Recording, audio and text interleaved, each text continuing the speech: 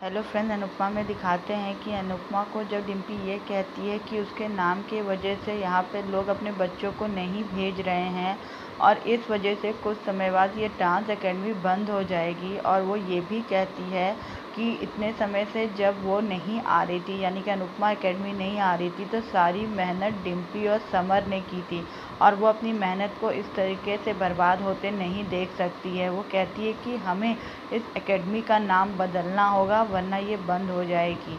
इसके बाद पाखी जो है वो डिम्पी से लड़ पड़ती है, कहती है कि तुम होती कौन हो कुछ भी कहने वाली मम्मी को, ये मम्मी की एकेडमी है। तो समर जो है वो डिम्पी का साथ देते हुए कहता है कि वो ये नहीं कह रही है। तब यहाँ पर पाखी कहती है कि मैं तो और तोशु भैया थे ही बुरे, पर तू भी अब इस लड़की के चक्कर में आके मम्मी का साथ नहीं दे रहा है। वो कहता है ऐसी कोई बात नहीं है। यहाँ पे सब आपस में लड़ पड़ते हैं। यहाँ पे डिम्पी जो है वो कुछ एक्स्ट्रा ही लड़ पड़ती है सबसे। डिम्पी को बरखा ने कान भरा है, तब से डिम्पी को ये लगने लगा है कि एकेडमी जो है वो उसकी है और उसकी वजह से चल रही है। उसे बिल्कुल भी अच्छा नहीं लगता है कि सारे लोग यहाँ की पाखी और अनुपमा सब आ गए हैं एकेडमी में। उसे लगता है कि सब उससे उसका हक और उसके जो मेहनत है वो छीन लेना चाहते हैं, जबकि ये एकेडमी अनुपमा की है। पर यहाँ पर डिम्पी अपना हक जमा के बैठे रहना चाहती है। समर भी जो है वो कुछ नहीं कह रहा है, वो कहीं ना कहीं डिम्पी के साथ खड़ा है। वो भी कहीं ना कहीं अनुपमा के साथ गलत कर रहा है। यहाँ पे अनुपमा जो है ये सब देखती है तो फिर वो खुद ही उस एकेडमी से जाने का फ़ैसला कर लेती है और वो एकेडमी छोड़ के चले जाती है।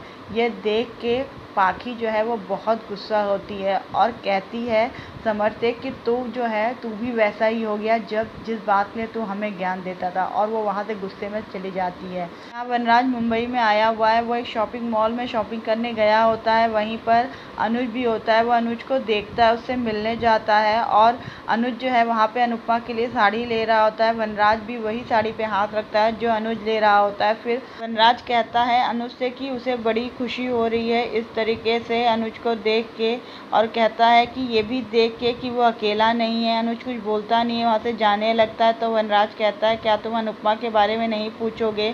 तब अनुज से वनराज बताता है कि तुमने जो किया है अनुपमा के साथ बहुत बुरा किया है, तुमने उसे तोड़ के रख दिया है, पर चिंता मत करो, वो धीमे धीमे अपने सदमे से बाहर आ रही है। वो धीमे धीमे खुशी होने की कोशिश कर रही है। वो अनुज को कुछ फ़ोटोज़ दिखाता है जो कि उसने ली होती है डांस एकेडमी में अनुपमा की। अनुपमा उसमें अपने बच्चों के संग खुश दिख रही होती है। ये बात अनुज को अच्छी नहीं लगती है। उसके बाद अनुज वहाँ से चला जाता है। अनुज जो है रास्ते पे भटक रहा है और उसे वो बातें याद आ रही है कि उसने किस तरीके से अनुपमा को छोड़ के यहाँ आ गया है। वो कितना रो रही थी, कितना मनाने की कोशिश कर रही थी, पर अनुज नहीं मान रहा था। यहाँ अनुपमा जो है डांस एकेडमी छोड़ के बाहर निकल रही है तो उसे काफ़ी दुख हो रहा है। वो काफ़ी दुखी है और वो अपना दुख किसी को दिखा नहीं रही है। उसके एकेडमी छोड़ के चली जाती है। सब कहते हैं कि मम्मी आप क्या करेंगी? तो वो कहती है कि कोई भी परेशान मत हो, मैं बिल्कुल ठीक हूँ और मेरे कान्हा जी हैं मेरे साथ, किसी को मेरी चिंता करने की बिल्कुल भी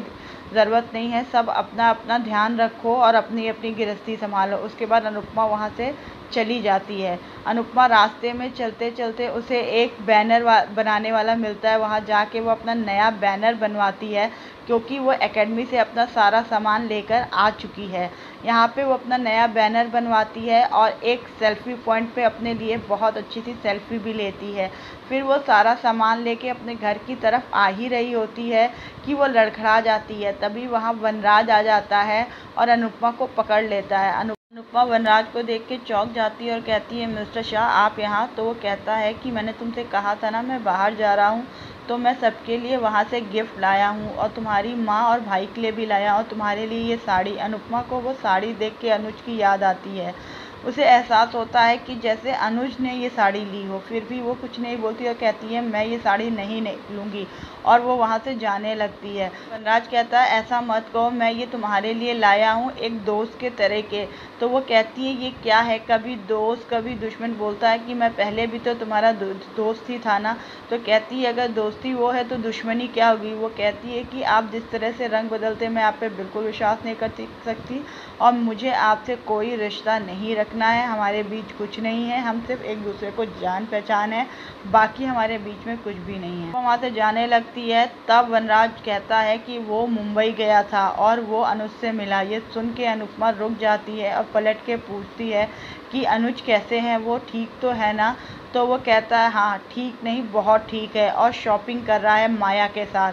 अनुपमा थोड़ी सी सहम जाती है, फिर वो कहती है कि चलो अच्छा हुआ वो घर से बाहर तो निकले, क्योंकि वो वनराज को ये बिल्कुल भी नहीं दिखाना चाहती है कि वनराज के इस बात बताने से अनुपमा को कोई भी फ़र्क पड़ा है। वो कहती है कि मुझे बता रहे थे धीरज भाई कि वो हमेशा कमरे में ही रहते हैं, बाहर नहीं निकलते हैं। अच्छा हुआ कि वो शॉपिंग करने गए। हाँ, वो छोटी के लिए शॉपिंग करने गए होंगे। कहती है कि आपने मुझे ये बात क्यों बताई मिस्टर शाह? तो वो कहता है इसलिए कि तुम्हें पता चले कि अनुज मूव ऑन कर चुका है। तो वो कहती है कि आप उसकी चिंता मत करिए, उन्होंने क्या किया है क्या नहीं किया है। कहता है कि मुझे पता है कि इस बात से तुम्हें बुरा लगा है और तुम्हें अपना मन हल्का करना है। तो वो कहता है कि एक दोस्त की तरह हमेशा मैं तुम्हारे साथ हूँ, तुम्हें अगर अपना मन हल्का करना है तो तुम मेरे साथ कर सकती हो। तब वो कहती है कि मुझे अगर मन हल्का करना होगा तो मेरे पास मेरी माँ है, बापूजी है और मेरा भाई है और कान्हा जी भी हैं। तो अगर मुझे कुछ कहना या करना या रोना होगा तो ये सब के साथ करूँगी, आपके साथ तो बिल्कुल भी नहीं। और वो वहाँ जाके अपने घर का दरवाज़ा बंद कर लेती है। राज को कुछ समझ नहीं आता है कि अनुपमा का ये क्या रूप था, और वनराज जो है वो भी वहाँ से चला जाता है। देखते हैं आगे क्या होगा। Thank you.